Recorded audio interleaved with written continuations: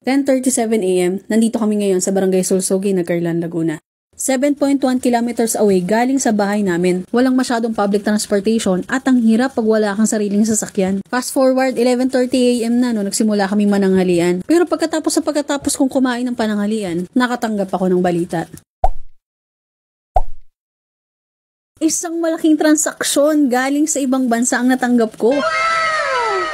Pero ang challenge, hindi ako prepared. Dahil August 14, ang scheduled date namin talaga. Challenge number 1, kararating lang namin at wala akong makasakyan pabalik dahil sa layo ng lugar kung nasaan kami ngayon. Challenge number 2, kailangan ko maihatid yung mga items going to Naiya. Pero weekends ngayon, kaya sigurado akong traffic sa daan para mag-commute ako. Tapos late na ako nasabihan. Pinakamabilis ko naisip na solusyon para hindi ako mag-consume ng time and effort ay maghanap ng rider. Siya lang yung pinaka-naiisip ko na pinakamabilis na magdadala ng items ko sa pinakamabilis na paraan at kayang habulin ng oras. Sinubukan maghanap ng rider. Naghanap ako ng rider kaso may kamahalan yung mga presyo nila going to Naiya. At isa lang din yung request ko na kung sino yung makakapag-drop ng items before 6 PM dun sa terminal. It's already 2 PM at wala na tumatanggap sa offer ko. Isa pa, aabutin na rin sila ng rush hour. I decide na i-give up na lang ang transaction. Sabi ko baka may mga susunod pa na handler na darating. At ang isa pa, pinagpasa Diyos ko na lang. Nang sabi ko, kung maraming nga hadlang, hindi ito para sa akin. Pero pag pinagkaloob niya, ano man ang mangyari, para sa akin ang transaction na to.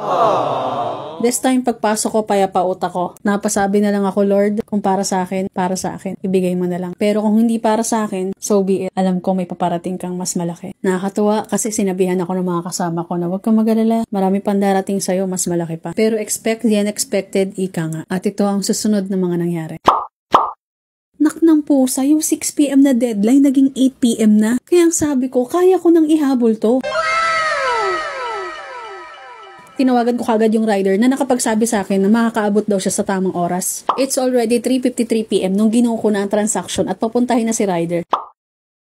Ang next goal ay makauwi ka agad dahil hindi ko alam na after 30 minutes nandun na kaagad si rider sa bahay ko. Gustuhin ko mang pagandahin at isecure lahat ng mga products para hindi basta-basta ma-damage kaso wala na akong oras. Literal na para ako naka-fast forward. Hindi man lang kumukurap at sobrang bilis ng tibok ng puso ko. Kailangan ko ng bilisan dahil hindi naman alam ni rider na hindi pa naka-ready yung mga products. At ang goal, kailangan 8 PM makarating na si rider sa Naiya. At ang transaction na to, 27 pieces na lipstick, 21 lip tint, 30 pieces na sabon at 5 boxes ng herbal supplements.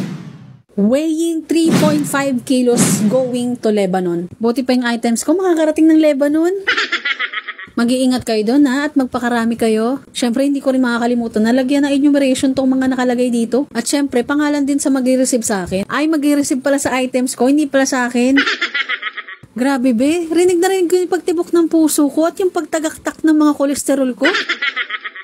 It's already 5:08 PM nung humarap ako kay rider. Sabi ko, kuya, pasensya na talaga. Sabi naman niya, okay lang ma'am. Iyahataw ko na lang.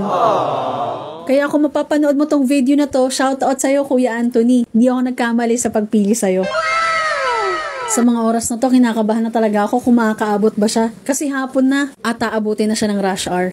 It's already 6:53 PM at nag-update na si handler. 7:12 PM at eto ang kalagayan ni rider. Nasa San Pedro, Laguna pa lang siya at sobrang traffic daw. Kumakabog na naman ang dibdib ko, mga be, kung makakaabot ba siya o hindi. Pero naalala ko yung sinabi niya at naramdaman ko yung pinangako niya na 100% ma'am, makakaabot po. Siyempre, kumalma na naman ang puso ko, mga be. Nabigyan tayo ng assurance eh.